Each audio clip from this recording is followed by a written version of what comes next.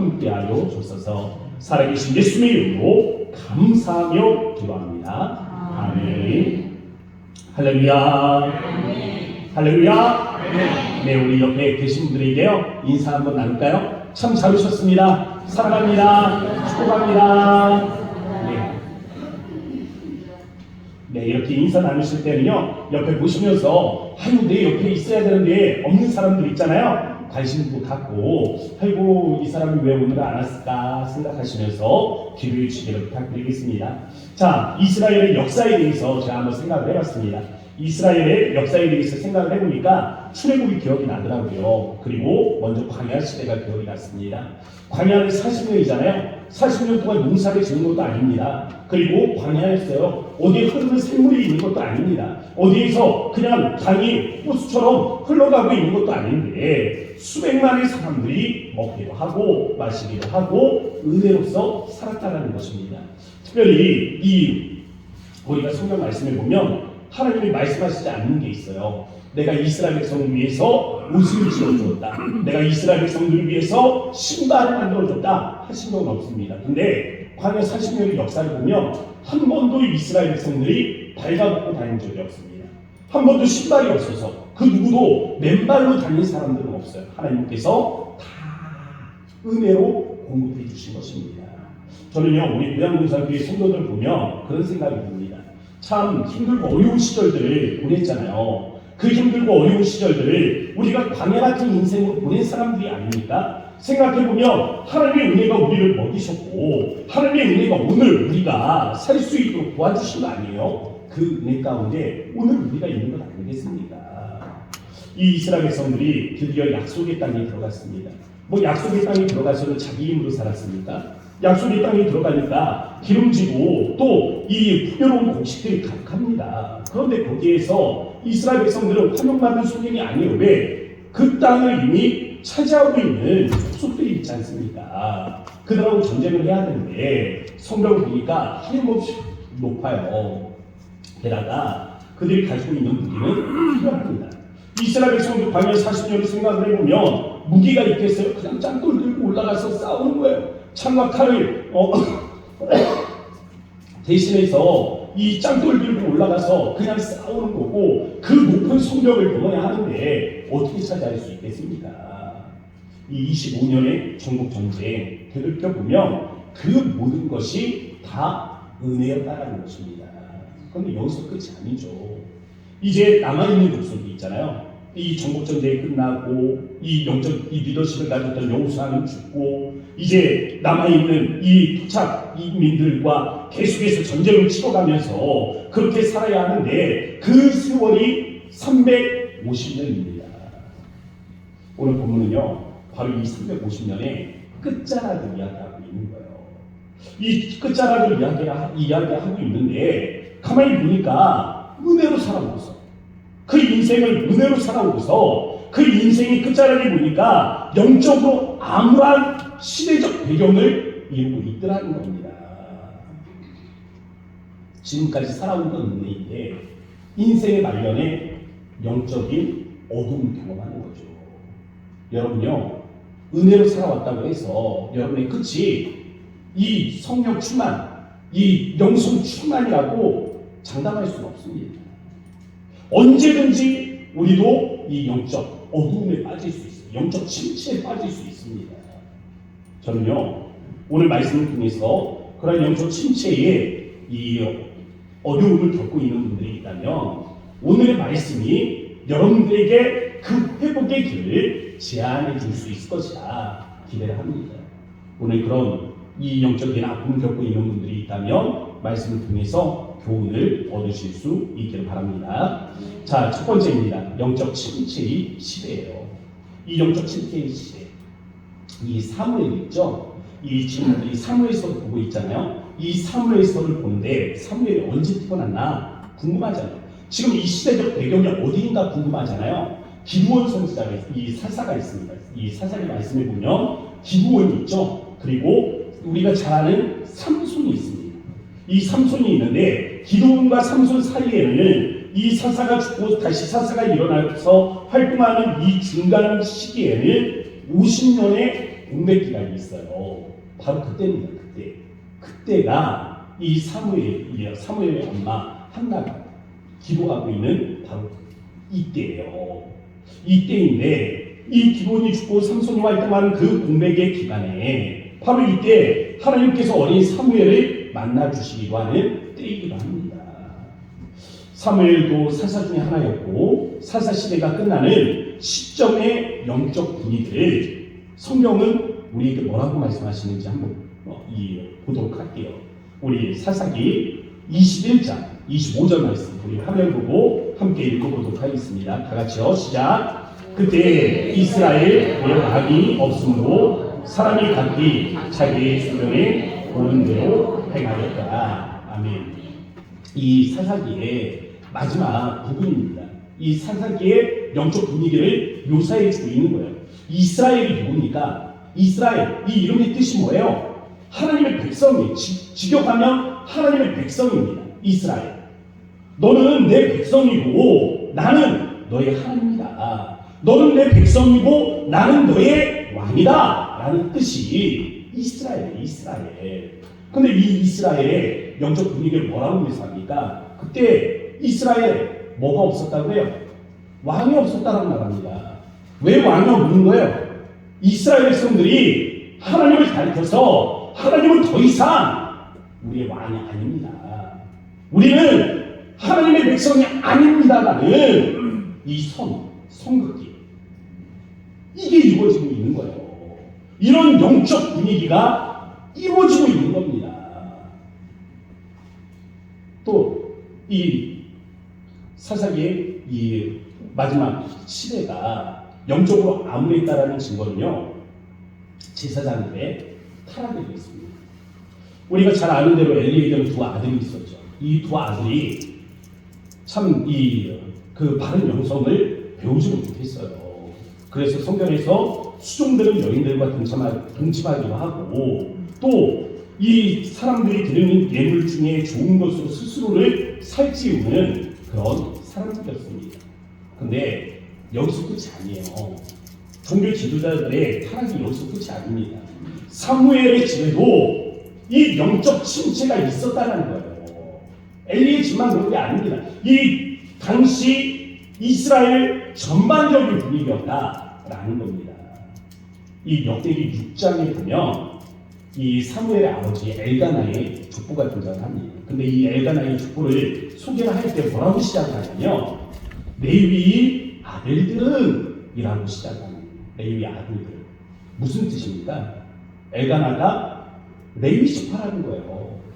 엘가나가 레위 지파에 속해 있고 그가 제사장 가문에 속해 있다라는 것을 묘사하는 겁니다. 그런데 오늘 이 사무엘서 말씀에 와서 보면 이 사무엘서 이 1장에 이 엘가나를 뭐라고 묘사합니까? 그에게 두 아내가 있었으니 그에게 두 아내가 있었으니 사사기의 말미에 보면 이스라엘 전체 11지파와 베냐민 사이에 전쟁이 일어납니다. 왜 일어나냐면 이 레위인이 첩이 있었어요. 첩을 데리고 여행을 갔는데 이 베냐민 땅에서 불량배들에게 강간을 당해서 첩이 죽었습니다.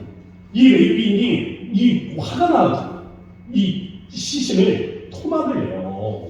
그리고 그 토막을 이스라엘 11지파에 보냅니다.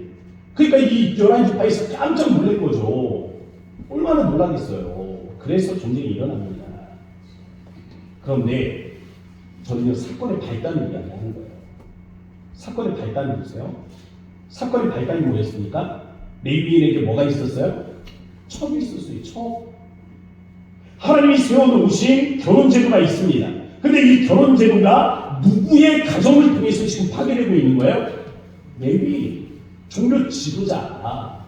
그를 통해서 지금 파괴되고 있는 것을 보여주고 있는 겁니다. 그것도 하나님을 섬기는 레위지파잖아요. 영적으로나 도덕적으로나 모범이 되어야 할 제사장 가문에 지금 가정에서의 영적 질서가 파괴되고 있는 거죠. 그 모습을 보여주는 겁니다. 엘가나의 가정에도 마찬가지예요. 어떻게 제사장에게 아내가 둘이 있습니까? 영적으로 타락이 있다는 겁니다. 마지막으로 당시의 영적 분위기를 직설적으로 표현한 문구가 있습니다. 사무엘상 3장 1절 말씀 앞에 화면을 보시기 바랍니다. 함께 읽어볼게요. 시작. 여호와의 말씀이 희귀하여 이삭의 눈이 보이지 않았더라. 사사시대는요, 말씀이 희귀한 시대가 되었습니다. 하나님의 임재 경험은 영적으로 특별한 사람들의 전유물이 되어버린 거예요. 하나님의 이 말씀에 대해서도 또 성령의 역사에 대해서도 사람들은 흔치 못한 사람들이 되었습니다. 이 같은 이스라엘의 영적 분위기를 한 단어로 설명을 한다면 그것이 영적 침체 아니겠습니까? 영적 침체는 뭐예요? 하나님을 더 이상 경배의 대상으로 생각하지 않는 겁니다. 하나님을 이용할 수 있다는, 이 하나님을 이용할 수 있다는 어떤 이 오만한 마음, 이 방자한 마음이 가득한 것이 영적 침체죠. 우리도 영적 침체에 빠질 수 있습니다. 우리의 삶을 하나님 앞에 하나님이 주인이라고 말하지만 정작 내가 주인이 되어서 살아갈 수 있습니다. 우리가 영적인 가정을 이루면서도 이 영적 가정의 영적인 리더십을 가지고 있는 분들이 있을 거 아니에요. 그 영적 리더십을 가진 분들이 오히려 먼저 타락해 되죠. 그런 일들이 있을 수 있습니다. 믿음 생활을 하면서 말씀이 희귀한 하나님의 영에 비해서 말하는 것이 희귀한 그런 시대를 우리가 살아갈 수 있다는 겁니다. 그런데 아세요? 영적 침체에 빠지면 어떻게 됩니까? 아무 일 없어요. 아무 일 없습니다. 영적 침체에 빠져서 난리라도 난다면 정신을 차리고 돌아오겠지만 영적 침체에 빠져도 별일 없어요. 걱정할 필요가 없습니다. 그게 문제예요.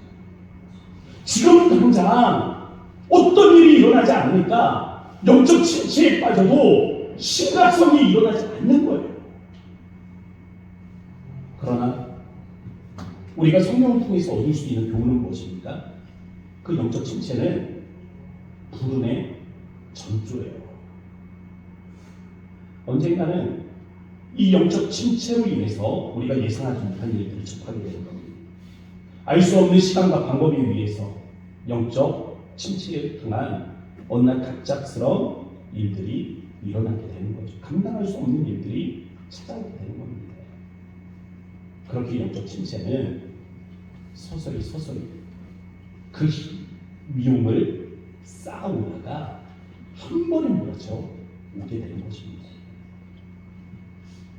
이 마틴 로이드 존스 목사님이 그런 영적 침체에 빠지기 쉬운 사람들, 이 영적 침체에 빠지는 원인에 대해서 4가지를 우리에게 제시를 했어요. 첫 번째는 개인적 기질에 있습니다. 좀 이 내향적인 분들이 있죠. 밖으로 뭔가를 자기 이 속마음을 아니면 이 안에 있는 것들을 표현하기를 주저하시는 분들이 계십니다. 이 성격적으로 그러지 못한 분들이 계세요. 내향적인 분들이죠. 이런 분들이 오히려 외향적인 분들보다 더 영적 침체에 쉽게 빠질 수 있다는 겁니다. 부정적인 어떤 시각들, 이 부정적인 마음들, 또 이 내면의 두려움과 걱정과 근심 이런 것들이 생기면 내향적인 사람들은 거기에 집중하게 됩니다. 매몰되게 되는 겁니다. 그러면서 점점 더 깊은 나락에 빠지게 되는 거죠. 이게 영적 침체예요. 두 번째는 육체적인 상태에 기라는 분들이 있습니다. 맡겨진 일들이 너무 힘들거나 내가 해야 할 일들이 내 능력 범위 밖이야. 그런데 책임감은 있어. 그러니까 힘든 거예요. 아니면 어떤 질병이 지속되는 경우입니다. 처음에는 이겨낼 수 있다 생각을 했지만 병사가 계속 되면서 마음의 좌절이 찾아오는 거죠.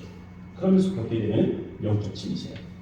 또한 세 번째는 영적 성취 또는 승리 후에 찾아오는 반작용도 있습니다. 예를 들면 엘리야 같은 경우죠. 갈멜산에서는 영적으로 승리했지만 이세벨 죽이겠다고 찾아오니까 광야로 도망가면서 영적 침체를 경험하지 않습니까? 마지막으로 악한 영리습, 이 마귀는요 우리를 영적 침체에 빠뜨립니다. 우리의 구원을 이 마귀는 어떻게 할 수 없어요. 구원받은 걸 어떻게 할 수는 없습니다.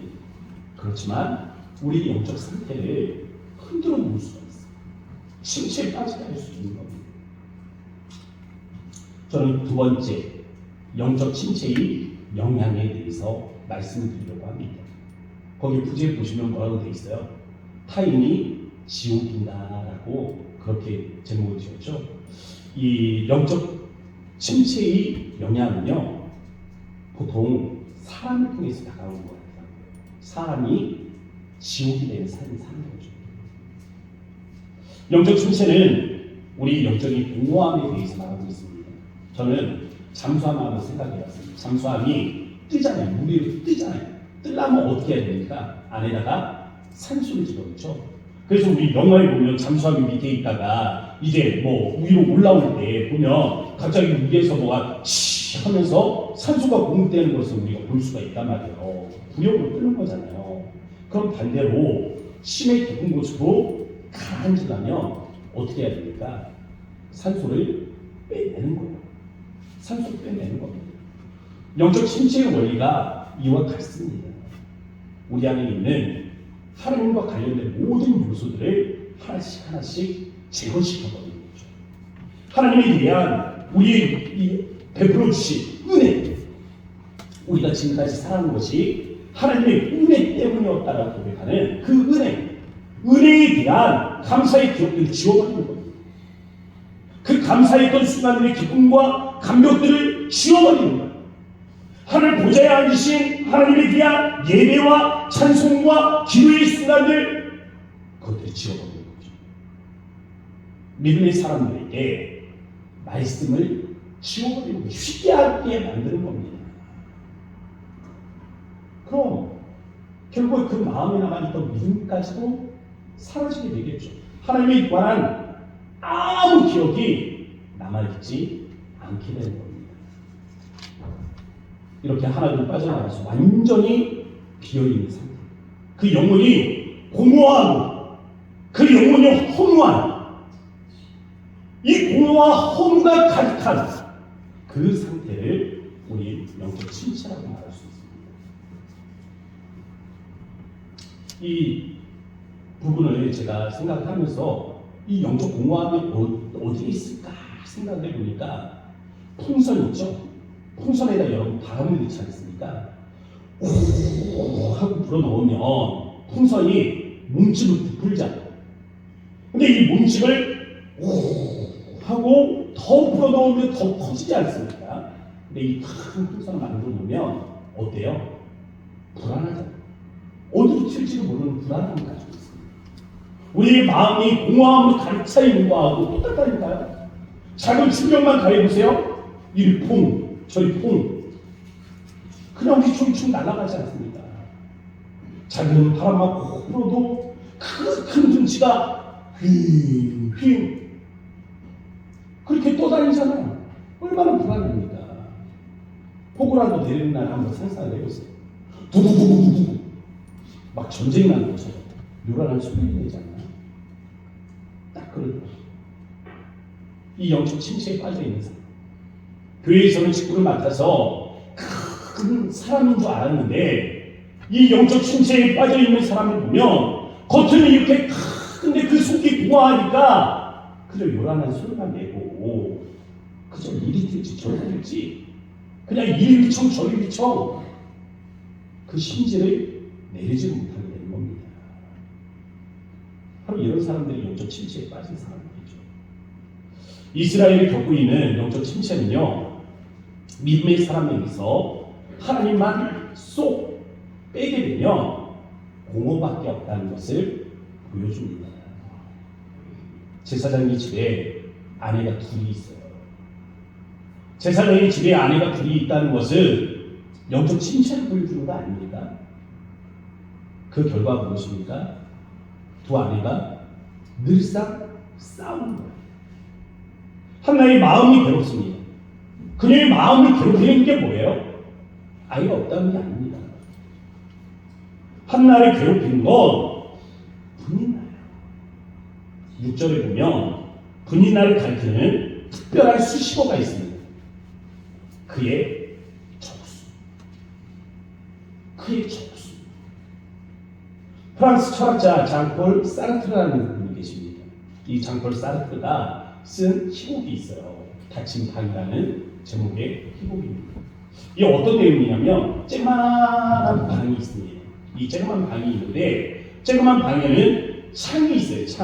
창문이 있습니다. 근데 이 쬐그만 방의 특징이 뭐냐면 하나, 둘 사람들이 들어온다는 거예요. 근데 한 사람이 들어오면 문이 쾅 닫히는 겁니다. 안에서 열리지 않아요. 또 시간이 지나면 또 다른 사람이 들어오고 문은 쾅 닫힙니다. 열리지 않습니다. 사람들이 이 안에 살 수 있는 일을 한 가지 서로가 서로를 괴롭히는 겁니다. 사람이 사람을 괴롭힙니다. 문은 닫혀서 나가고 싶어도 나가지도 못하고 사람이 서로가 서로를 그 안에서 살아남기 위해서 괴롭히는 이 장면 한번 생각을 해보세요. 여기 어디예요? 지옥이지.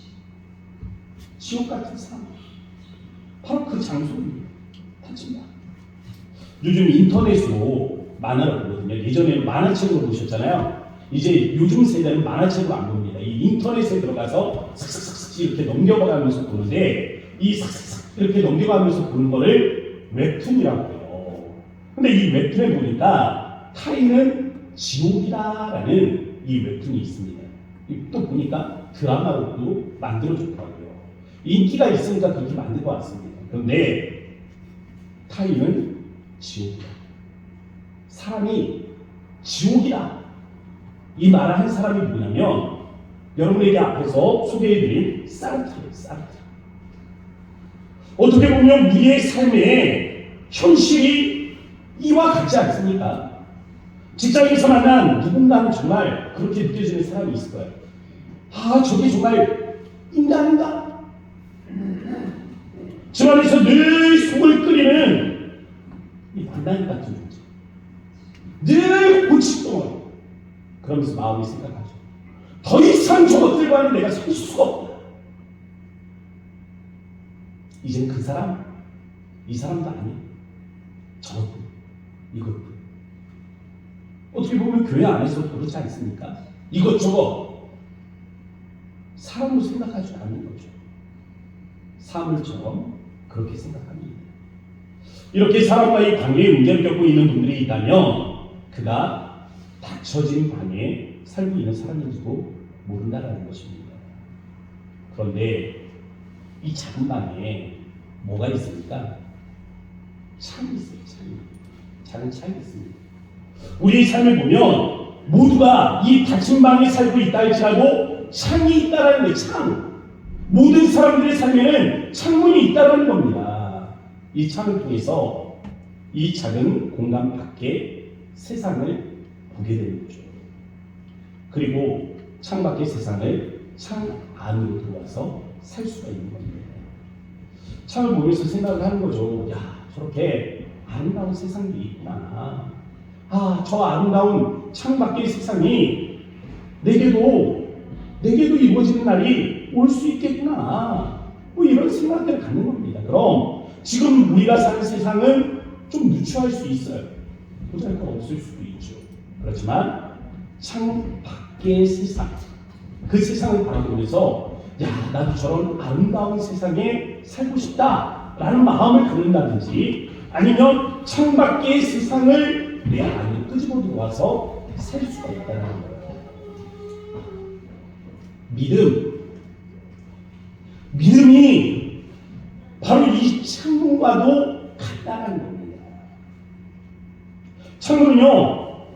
창문 밖에 세상이 있다는 것을 우리에게 가르쳐주는 장치잖아요. 믿음은 우리에게 주어진 현실이 전부가 아니라는 사실을 깨닫게 해주는 장치가 아닙니까? 그래서 믿음은 우리에게 소망을 줍니다. 희망을 주는 겁니다. 이 희망이 인간으로 하여금 그 인간 관계 속에서 서로를 사랑할 수 있게 하는 동기가 되어주는 거죠. 사람에 대한 희망이 없어요. 사람에 대한 기대가 없습니다. 그런데 어떻게 그 사람을 사랑할 수 있겠어요?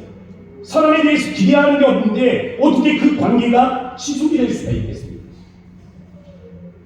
주변에 있는 아이들 한번 보세요. 애들이요, 애들. 아이들은 어떻습니까?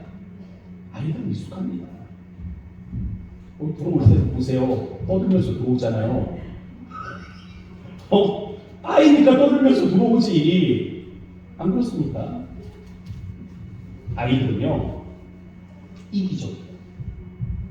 지식이 다 자라지 못하고, 몸이 다 자라지 못하고, 정서가 온전히 발전하지 못했습니다. 그래서 현재의 그 어린 아이를 보면 존중하기는 쉽지 않아요. 그렇지만 우린 무엇을 봅니까? 그 아이가 가진 가능성을 보는 거죠. 이 아이가 자라서 그날 어떤 모습이 될지, 어떠한 가능성을 지니고 있는지, 어떤 훌륭한 모습으로 자라게 될지를 우리가 기대하면서 이 아이들을 사랑하고 이 아이들을 우리가 아낄 거 아니겠습니까? 이렇게 예쁜 애들이 10년 후에도 똑같다? 20년 후에도 똑같다? 생각을 하면 사랑할 수 있겠습니까? 쉽지 않습니다. 기대가 있어야 돼요. 기대가 없다면 이쁜 아이도 사랑할 수가 없습니다. 사람과의 관계의 문제도 마찬가지입니다. 기대와 희망을 주는 것은 사람이 아니에요. 믿음입니다. 인간관계에서 기대와 희망은 지금 우리가 갈등하고 있는 상대가 우리에게 주는 것이 아니라 믿음이 그 사람에 대한 기대를, 그 사람에 대한 소망을 갖게 하는 겁니다. 그래서 사랑하게 하는 거예요. 지금 한나와 분이나를 보세요. 한나와 분이나가 갈등하고 있잖아요. 영적으로 암란 시기를 살아가고 있기 때문에 그들은 소망을 품지를 못하는 거예요. 그러니까 반목하고 다툼이 일어나고 갈등하게 되는 겁니다. 우리의 삶의 현장에서도 우리가 평화하지 못하는 이유는 어쩌면 우리의 영적 문제일 수 있어요. 그래서 사람과의 어려움을 겪고 있다면 자기 영적 상태를 체크해봐야 하는 것입니다. 우리는 믿음의 사람입니다. 세상 사람들과 똑같이 우리는 이 현실 세계를 살아가고 있습니다. 그렇지만 우리가 겪는 문제의 원인이 이 현실 세계 안에만 있다라고 생각하지 않죠. 문제의 원인이 밖에 있을 수도 있다. 이 창 밖에, 이 좁은 방 밖에 있을 수도 있다. 우리 그렇게 생각합니다. 나와 창 밖의 세계가 어떤 관계를 맺고 있느냐에 따라서 삶을 대하는 태도가 달라진다는 겁니다. 여기서 창밖의 세계는 무엇입니까? 초월의 세계죠. 우리가 살고 있는 이 현실 세계의 밖에 있잖아요. 초월적인 세계. 다시 말하면 영적인 세계. 다시 말하면 하나님과의 관계라고 말할 수 있습니다. 영적 침체는 그게 끊어진 겁니다. 그 관계가 끊어진 겁니다. 그래서 마지막으로 세 번째, 영적 회복의 길을 저는 이심전심으로 제시하는 겁니다. 하나의 고백에 따르면 그녀는 하나님과 심정이 통한 사람이었다는 겁니다. 마음이 통했다. 통한다는 건 일반적이지도 않고 왔다 갔다 서로가 이심전심이었다는 것을 말하는 거죠. 한나는 그 시대를 향한 하나님의 마음을 읽는 사람이었다는 거예요. 그리고 하나님은요, 그의 슬픔이 무엇인지 알고 계셨습니다. 하나님과 한나의 마음이 서로 통하고 있는 거예요. 이심전심입니다. 한나도요, 앞에서 말씀드린 대로 영적 침체의 시대를 살아가고 있었어요. 그의 가정도 영적 침체의 문제를 겪고 있었어요. 그녀의 삶의 이 무대도 이 닫힌 방이 생겼다는 것입니다. 사람이 사람의 적이에요. 타인이 지옥으로 느껴지는 세계 속에 살고 있었습니다.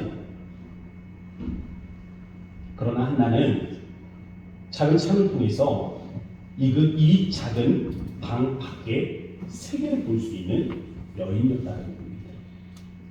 그녀는 자신의 세계 속에서 이 창의 크기를 점점 키워갔을 거예요. 그리고 커다란 창을 통해서 초월의 세계를 바라볼 수 있는 그런 여인이었습니다. 그 결과가 무엇입니까? 하나님과 마음이 통하는 거예요. 하나의 기도를 보면 그녀의 기도가 이심전심이었다는 것을 알 수가 있어요. 11절 말씀 우리 다 함께 한번 읽어보도록 하겠습니다. 시작. 서원하여 이르되 만물의 여호와여 만일 주의 여종의 고통을 돌아보시고 나를 기억하사 주의 여종을 잊지 아니하시고 주의 여종에게 아들을 주시면 내가 그의 평생에 그를 여호와께 드리고 삭도를 그의 머리에 대지 아니하겠나이다. 아멘. 한나의 기도를 보면요 좀 이상한 게 있습니다. 아들 달라는 건지 말라는 건지 아니 줬는데 왜 또 드리겠다고 하는 건지 헷갈려요.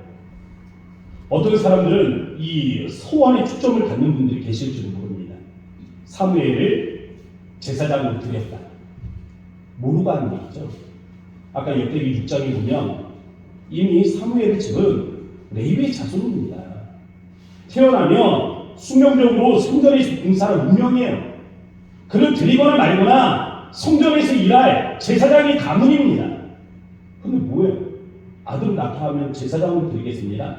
이 말이 도대체 뭡니까? 무슨 이야기를 하고 있는 거예요?